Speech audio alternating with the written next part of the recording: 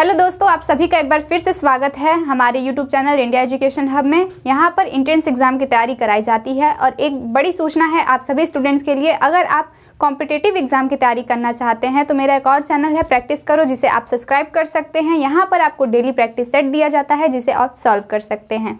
दोस्तों, आज का कॉम्पिटिटिव एग्ज़ाम इतना टफ है कि आपको अपना सिलेबस कवर करने के साथ ही इसमें डेली प्रैक्टिस की भी आवश्यकता पड़ती है। इसलिए इसी चीज़ को ध्यान में रखते हुए मैं आपके लिए लेकर आई हूँ प्रैक्टिस सेट, जिसमें अभी एनटीपीसी के प्रैक्टिस सेट लाए जा रहे हैं। एनटीपीसी एग्ज़ाम बहुत ज़्यादा करीब है, इसको देखते हुए हमने प्रैक्टिस सेट लाया है जिसे आप सॉल्व कर सकते हैं। यहाँ पर आपको लगभग शाम के 7 या 8 बजे उपलब्ध होता है, तो आप इसे डेली सॉल्व कर सकते हैं। चलिए, आज हम पढ़ने वाले हैं जैन धर्म के बारे में। इसकी पहली वीडियो में हमने डिस्कस किया था वैदिक धर्म के बारे में, वैदिक सभ्यता के बारे में, कि उस टाइम पे जो है उसका आर्थिक जीवन, सामाजिक जीवन कैसा था और कितने वेद होते हैं और वहाँ से जो भी प्रश्न पूछे जाते हैं उनको हमने पढ़ा। दोस्तों, अब हम आते हैं जैन धर्म के बारे में। तो इससे पहले कुछ एक ऊपरी आप ये जान लीजिए कि जैसा कि उत्तर वैदिक काल में धर्म, कर्मकांड,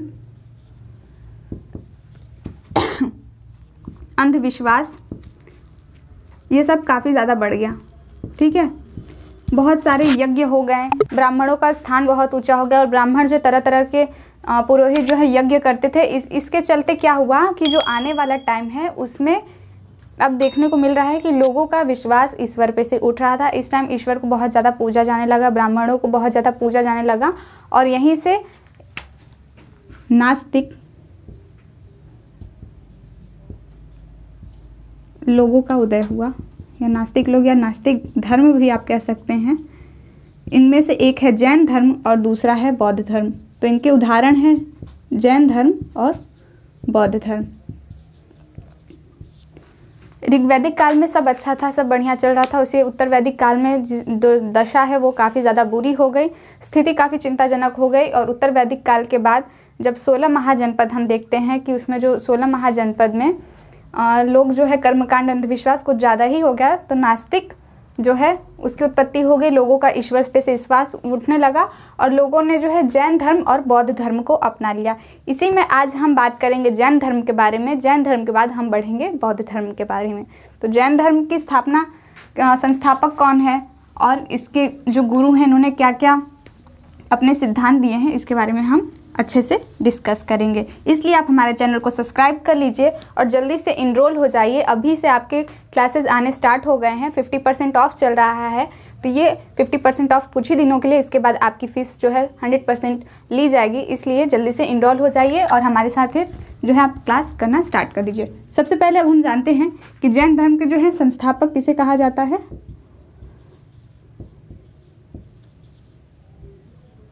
जैन धर्म का संस्थापक दोस्तों कहा जाता है ऋषभदेव को।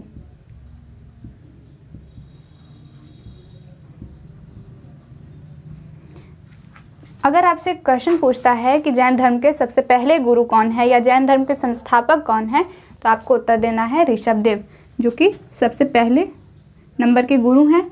और जैन धर्म में टोटल कितने गुरु हैं, और जो गुरु होते हैं उनको तीर्थंकर कहते हैं। तो 24 तीर्थकर हैं, जिसमें से पहले कौन से हैं, पहले नंबर के ऋषभदेव। आपको जो है 24 तीर्थंकर गुरु के नाम याद नहीं करने हैं, क्योंकि एग्जाम में ऐसे प्रश्न नहीं आते हैं। अक्सर आपसे जो है पहले नंबर के गुरु पूछ लेते हैं या फिर 23वें नंबर के जो गुरु हैं पार्श्वनाथ, इनके बारे में पूछ लेता है। और लास्ट में जो कि 24वें तीर्थंकर हैं, इनका नाम है महावीर स्वामी। महावीर स्वामी। ठीक है, तो इनके जो संस्थापक है वो ऋषभदेव को कहा जाता है। और इसके बारे में जानकारी कहाँ से प्राप्त होती है, तो ऋग्वेद में जो है ऋषभ नाम मिलता है। ठीक है, ऋग्वेद में भी ऋषभ नाम मिलता है। और जैन धर्म के संस्थापक किसे माना जाता है, ऋषभदेव को माना जाता है। ऋग्वेद में इनका वर्णन है इस नाम का, तो ऐसे यहाँ से लगाया जाता है कि इसके संस्थापक जो हैं कौन है, ऋषभदेव हैं, जो कि पहले नंबर के तीर्थंकर हैं। इसी प्रकार सभी जो है 24वें नंबर पे आते आते महावीर स्वामी जो हैं लास्ट तीर्थंकर होते हैं। तो दोस्तों यहाँ तक हमने जान लिया कि 23वें गुरु जो थे वो पार्श्वनाथ थे और 24वें जो तीर्थंकर गुरु थे उनका नाम था महावीर स्वामी। यहाँ पर जो उनका प्रतीक चिन्ह है ये भी आप याद रखिए। प्रतीक चिन्ह किससे दर्शाया जाता है? तो ऋषभ देव को सांड से दर्शाया जाता है और पार्श्वनाथ का जो है प्रतीक चिन्ह सर्प है और लास्ट के जो स्वामी है महावीर स्वामी, इनका जो प्रतीक चिन्ह है वो सिंह है। अब दोस्तों हम थोड़ा सा पार्श्वनाथ की जीवनी के बारे में जान ले कि पार्श्वनाथ का जन्म क्या है, कहाँ हुआ है, उनके पिता का नाम क्या है, इन सभी के बारे में अब हम डिटेल से समझेंगे। सबसे पहले इनका जन्म काशी में हुआ।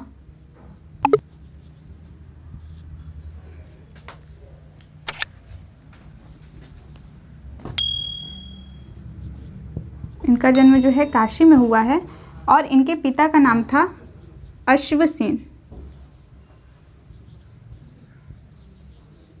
जो एक क्षत्रिय संघ के राजा थे। प्रधान थे, राजा थे, ठीक है। और पार्श्वनाथ ने जो है 30 वर्ष में गृह त्याग किया और ज्ञान प्राप्ति के लिए बाहर चले गए। तो ये पार्श्वनाथ से रिलेटेड कुछ इंपॉर्टेंट डिटेल्स हैं जो आपको याद रहने चाहिए कि इनके पिता का नाम अश्वसेन है, जो कि क्षत्रिय संघ के राजा थे और इन्होंने 30 वर्ष की अवस्था में गृह त्याग कर दिया। इनके कुछ उपदेश हैं। इनके कुल कितने उपदेश हैं? 4 प्रमुख उपदेश हैं। सबसे पहला सत्य बोलना, दूसरा हिंसा न करना,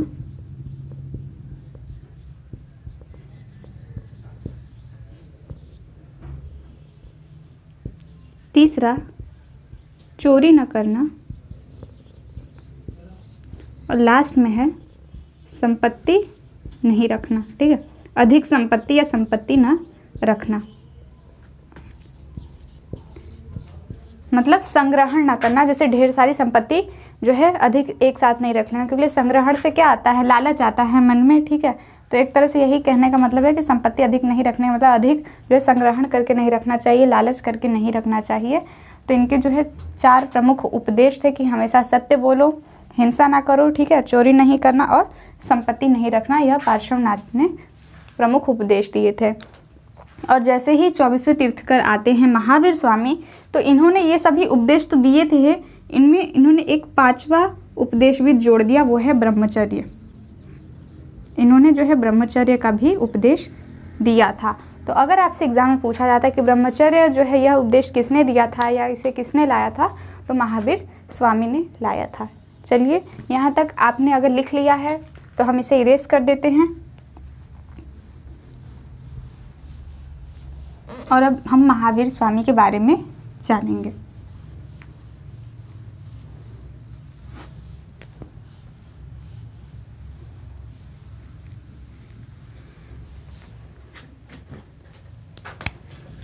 दोस्तों महावीर स्वामी का जन्म जो है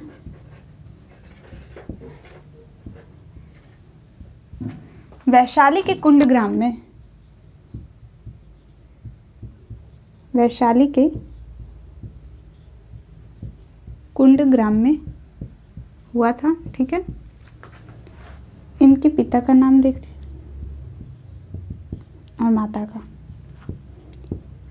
इनके माता का नाम त्रिशला था, त्रिशला देवी, जो कि राजा चेटक की बहन थी।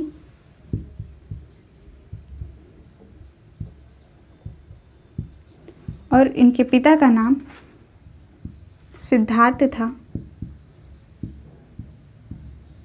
ठीक है। महावीर स्वामी का जन्म वैशाली के कुंड ग्राम में हुआ। पिता का नाम सिद्धार्थ, माता का नाम त्रिशला देवी। और 540 ईसा पूर्व जो है इनका टाइम पीरियड है इनके जन्म का, ये आपको याद रखना है। चलिए आगे बढ़ते हैं। इनकी जो है विवाह इनका किनके साथ हुआ था? इनका जो है विवाह हुआ था यशोदा के साथ। ठीक है, विवाह यशोदा के साथ होता है और एक पुत्री हुई इनकी जिनका नाम प्रियदर्शी था, जिन्हें की अणुरज्जा भी कहा जाता है।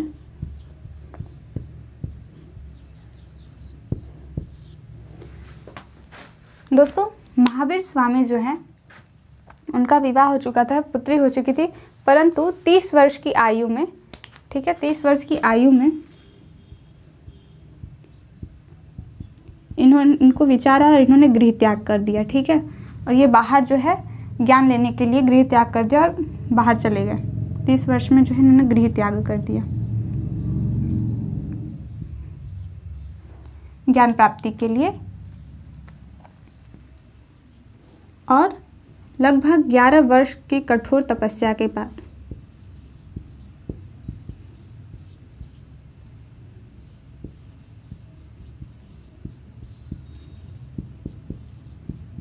इनको ज्ञान प्राप्ति होती है। ठीक है, 11 वर्ष की कठोर तपस्या के बाद इनको ज्ञान प्राप्ति होती है।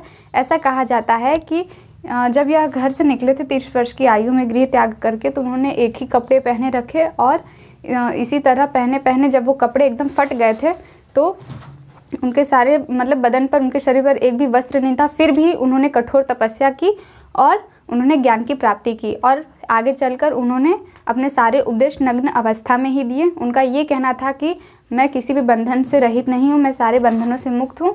और कठोर तपस्या के बाद उन्होंने ज्ञान प्राप्त किया। ठीक है, तो यहाँ इन्होंने कहाँ पे ज्ञान प्राप्त किया? तो शाल वृक्ष के नीचे। कई बार एग्जाम में आपको ये पूछ लेता है किस वृक्ष के नीचे, तो साल वृक्ष के नीचे इन्होंने ज्ञान प्राप्त किया।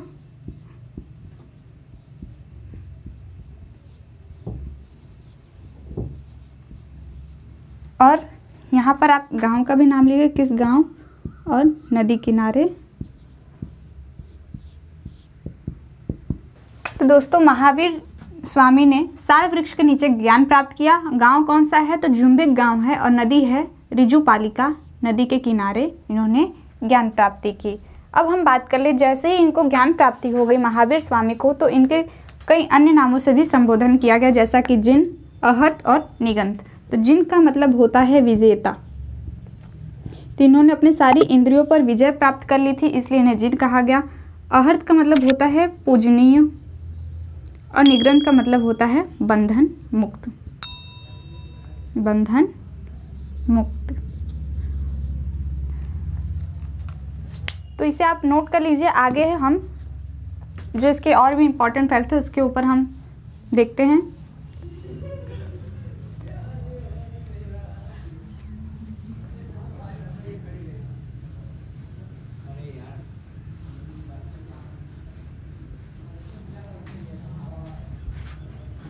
दोस्तों, महावीर स्वामी के जो प्रथम शिष्य हैं वो कौन है? जब इन्हें ज्ञान प्राप्ति हो गई तो इनका जो प्रथम उपदेश किसको दिया? उपदेश और शिष्य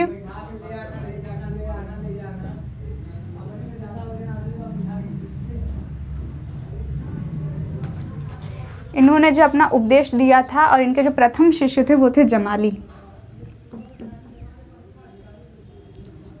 जो कि इनके पुत्री प्रियदर्शी के जो हैं हस्बैंड थे। प्रियदर्शी के पति थे जमाली, है ना।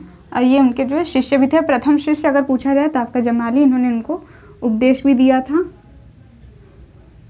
अब आगे बात करें हम, तो जैन जो धर्म है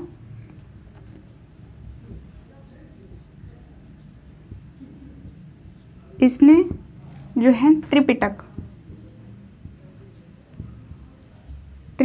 का ज्ञान दिया, जिसमें क्या क्या कहा गया है?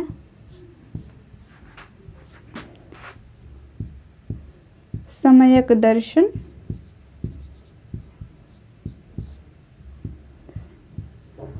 सम्यक ज्ञान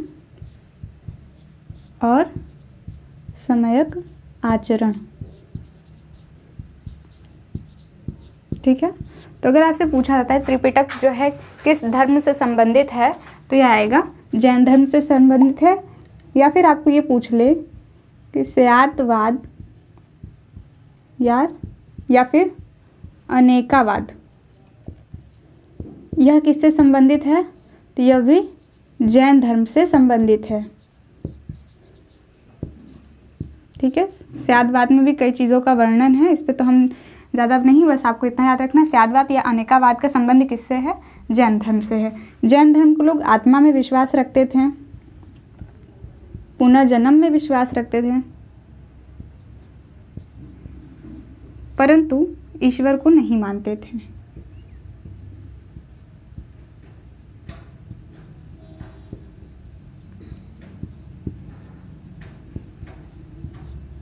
इसी प्रकार जो बौद्ध धर्म के लोग हैं वो भी ईश्वर को नहीं मानते थे, ठीक है। तो इनका आत्मा में विश्वास था, पुनर्जन्म में विश्वास भी था, परंतु यह ईश्वर को नहीं मानते थे, ठीक है। आगे चलकर जो है जैन धर्म जो है 2 भागों में बट गया। इसमें से एक का नाम है श्वेतांबर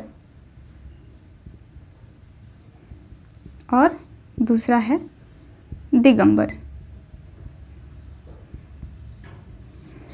तो दोस्तों श्वेतांबर का मतलब क्या होता है? श्वेतांबर का मतलब जो श्वेत वस्त्र धारण करते हो उनको श्वेतांबर कहा जाता है, और दिगंबर का अर्थ होता है जो नग्न रहते हों, या फिर ऐसा समझ ले कि दिग का मतलब होता है आसमान से भी लिया जाता है, अंबर का मतलब आसमान से लिया जाता है। मतलब ये लोग मानते थे कि हमारा जो वस्त्र है, जो हमारा वेश है, वो ये जो आकाश है, जो इर्द गिर्द आकाश है, यही हमारा वस्त्र है जो ढके हुए हैं, ठीक है। तो श्वेतांबर लोग क्या करते थे? श्वेत वस्त्र धारण करते थे,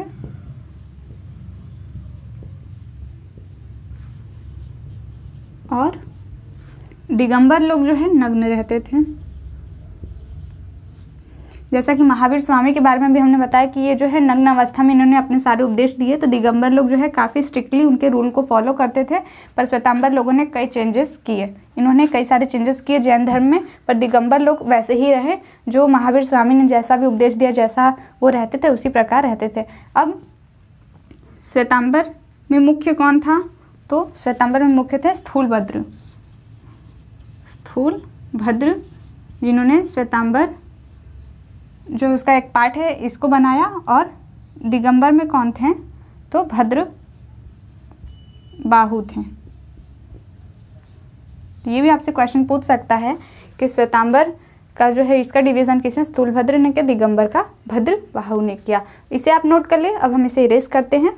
आगे जो 2 जगह जैन धर्म की समिति बैठी थी उसके बारे में हम आपको बताएंगे।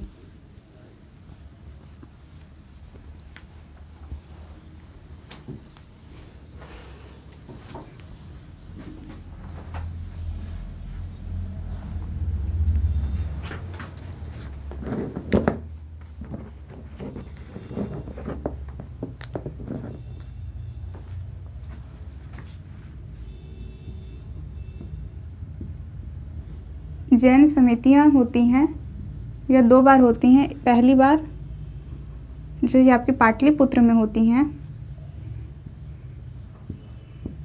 और दूसरा वल्लभी जो कि गुजरात में है, ठीक है। और इसमें अध्यक्ष होते हैं स्थूलभद्र, इसके अध्यक्ष हम अभी आपको बताएंगे। अभी तक हमने देखा दोस्तों कि जैन धर्म जो है 2 भागों में बढ़ चुका है, श्वेतांबर और दिगंबर। श्वेतांबर लोग श्वेत वस्त्र धारण करते थे, दिगंबर लोग नग्न अवस्था में जो है रहते थे, उन्होंने अपने उपदेश भी उसी तरह दिए। और फिर उसके बाद जैन समितियां होती हैं, जैसा कि पाटलिपुत्र में होता है पहला, और दूसरा वल्लभी में होता है। तो कितनी जैन समितियां हुई हैं? टोटल 2 जैन समितियां हुई हैं, जिसमें से पाटलिपुत्र में जो अध्यक्ष रहते हैं वो स्थूलभद्र रहते हैं। चलिए आगे बढ़ते हैं। तो जैसा हमने बताया आपको कि पाटलिपुत्र में जो अध्यक्ष थे स्थूलभद्र थे, और दूसरा जो जैन समिति हुआ वल्लभी में, उसके जो अध्यक्ष थे वो थे श्रमाश्रवण। यहाँ पर टाइम पीरियड भी देखिए, 300 ईसा पूर्व में ये किया गया था पहला, और दूसरा किया था 6ठी शताब्दी में। दोस्तों जैन धर्म को अपनाने वाले कई राजा थे, जैसे राजा उदयन, चंद्रगुप्त मौर्य, चंदेल शासकों में से भी कई शासकों ने जैन धर्म को अपनाया था। और जैसा कि अगर आपको पता हो कि चंद्रगुप्त मौर्य जो है उन्होंने जीवन के अंतिम क्षणों में जो है संलेखन विधि द्वारा, जो कि जैन धर्म में आता है, संलेखन विधि द्वारा जो है मृत्यु को प्राप्त हुए थे, या फिर जो है संलेखन विधि द्वारा अपने प्राण त्यागे थे। तो कुछ राजा हैं जैसे राजा उदयन, चंद्रगुप्त मौर्य, कलिंग नरेश खारवेल, यह सभी ने जैन धर्म को अपनाया था। अब हम बात कर लेते हैं कुछ इम्पॉर्टेंट जो है उसके साइट्स हैं, जैसे कि खजुराहो का जैन मंदिर, खजुराहो में जो जैन मंदिर है इनका निर्माण चंदेल शासकों ने करवाया। ये काफ़ी बार क्वेश्चन आपका एंट्रेंस एग्जाम में पूछा गया है कि खजुराहो का निर्माण जो है किस शासकों ने करवाया है, तो इसका आपका राइट आंसर होगा चंदेल ने करवाया है। ठीक है, यहाँ पर जैन मंदिर है। उसके बाद मौर्य काल के बाद जो है मथुरा में जैन धर्म केंद्र बन जाता है। तो जैन धर्म का केंद्र क्या है, मौर्योत्तर के बाद जो है मौर्योत्तर युग के बाद मथुरा का संबंध जैन धर्म से है, मथुरा जैन धर्म का केंद्र बन जाती है। और मथुरा कला का संबंध किससे है, तो जैन धर्म से है, ये आप याद रखिएगा। और वल्लभी में भी अभी भी आज भी वल्लभी में एक वहाँ पर जो है जैन धर्म के काफ़ी ज़्यादा लोग देखने को मिलते हैं। वैसे तो अभी जैन धर्म के लोग काफ़ी कम हैं, परंतु वल्लभी में गुजरात साइड में भी आपको जैन धर्म के कई लोग देखने को मिलेंगे। चलिए अब हम बात करते हैं, भद्रबाहु ने एक बुक लिखी है जिसका नाम है कल्पसूत्र। ठीक है, ये बुक काफ़ी ज़्यादा इम्पॉर्टेंट है। इसमें क्या बताया गया है, तो जितने भी तीर्थकर हैं, मतलब 24 तीर्थकर हैं जो, उनकी जीवनी बताई गई है। इन सभी की जानकारी, 24 तीर्थकरों की जानकारी जो है कल्पसूत्र में दिया गया है। और कल्पसूत्र की रचना किसने की है, भद्रबाहु ने की है। और महावीर स्वामी ने जो उपदेश दिए हैं उन्होंने किस भाषा में दिए हैं, तो प्राकृतिक भाषा में दिए हैं। और बौद्ध धर्म में हम पढ़ेंगे तो बौद्ध धर्म में उन्होंने उपदेश किस भाषा में दिए हैं, या फिर जो लिखित जितने भी प्रमाण है वो किस भाषा में है, तो वो पाली में है। जबकि जैन धर्म में जो लिखित विवरण प्राप्त हैं, जो उपदेश उन्होंने दिए हैं, वो किस भाषा में है, प्राकृत भाषा में है। तो इसमें आप कंफ्यूज मत होइएगा, प्राकृतिक भाषा में उपदेश दिया है। और लिखित जो प्रमाण है, साक्ष्य है, बुक है, वो भी इसी भाषा में है।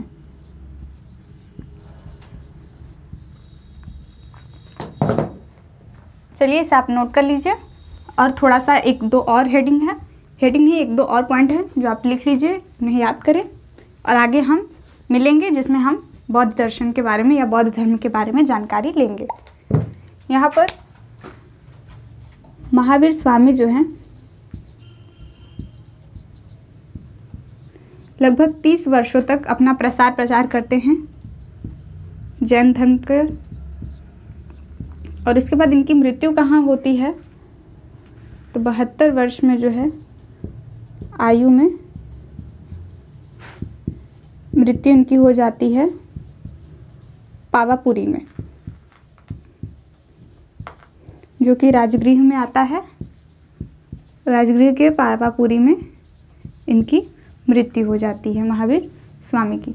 तो दोस्तों आज हमने पढ़ा जैन धर्म के बारे में। आगे आने वाली वीडियो में आपको बौद्ध धर्म में जितने भी इम्पोर्टेंट जो आपको लिखवाने रहेंगे वो हम आपको बताएंगे, जितने भी इम्पोर्टेंट फैक्ट है वो हम आपको बताएंगे। अगर आपको हमारी वीडियो पसंद आ रही है तो इसे लाइक कर दीजिए। और मैथ के वीडियो भी आने लगे हैं, सर ने आपको मैथ पढ़ाया है तो आप उसे भी ज़रूर देखिए आपके एंट्रेंस एग्जाम में। जैसा कि हमने सिलेबस भी डिस्कस किया है, तो उसका सिलेबस अगर आप देखना चाहते हैं तो इंडिया एजुकेशन हब की प्लेलिस्ट पे जाकर देख सकते हैं। सिलेबस में आपको विभिन्न विषय देखने को मिलेंगे, हिस्ट्री, ज्योग्राफी, इंग्लिश, हिंदी, और सभी पे लगातार वीडियो आ रहे हैं। सर आपको पढ़ा रहे हैं, उन वीडियो को भी आप ज़रूर देखिए। एंट्रेंस एग्जाम की तैयारी अगर आप करना चाहते हैं तो सिर्फ हम जो पढ़ाए उससे नहीं होगा, आपको भी खुद पढ़ना होगा। तो हमारे तरफ से हम 100% दे रहे हैं, आप भी अपना 100% दीजिए। और अपने दोस्तों से जो है उनको भी कहें कि वो इनरोल करें अगर वो एंट्रेंस एग्ज़ाम की तैयारी कर रहे हैं, चाहे वो कोई भी एंट्रेंस एग्ज़ाम की तैयारी कर रहे हों। अगर आपको अधिक जानकारी चाहिए तो उसके लिए आप डिस्क्रिप्शन बॉक्स में जाएं।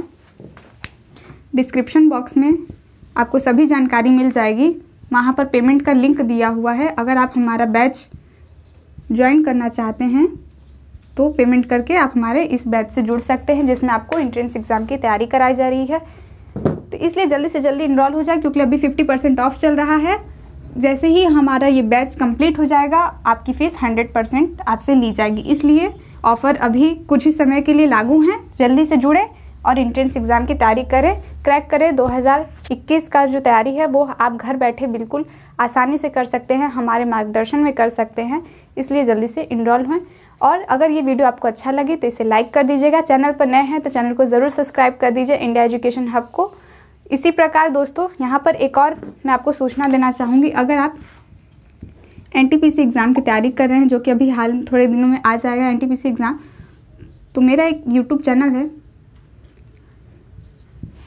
प्रैक्टिस करो, जिसे कि आप सब्सक्राइब कर सकते हैं। यहाँ पर आपको डेली प्रैक्टिस कराई जाती है। शाम को 7 से 8 बजे के बीच आपको प्रैक्टिस सेट यहाँ अवेलेबल हो जाता है, जिसमें मैं आपको प्रैक्टिस जो सेट है NTPC एग्ज़ाम पे ही पूरा बेस्ड है, प्रैक्टिस लाते हैं और उसे सॉल्व कराते हैं। तो अगर आप इसकी तैयारी कर रहे हैं कॉम्पिटिटिव एग्ज़ाम की, या फिर आपके दोस्त कर रहे हैं, तो हमारा चैनल जो है उनको सब्सक्राइब करवाइए। इसकी जानकारी, इसका जो लिंक है आपको, वो आज के वीडियो के डिस्क्रिप्शन बॉक्स में आपको मिल जाएगा। तो लिंक पर जाएं और हमारा चैनल सब्सक्राइब करें, अधिक से अधिक इसे शेयर करें, वीडियो को देखें, वीडियो अच्छा लगे तो इसे लाइक करें। धन्यवाद वीडियो को पूरा देखने के लिए। आगे मिलते हैं नेक्स्ट वीडियो में।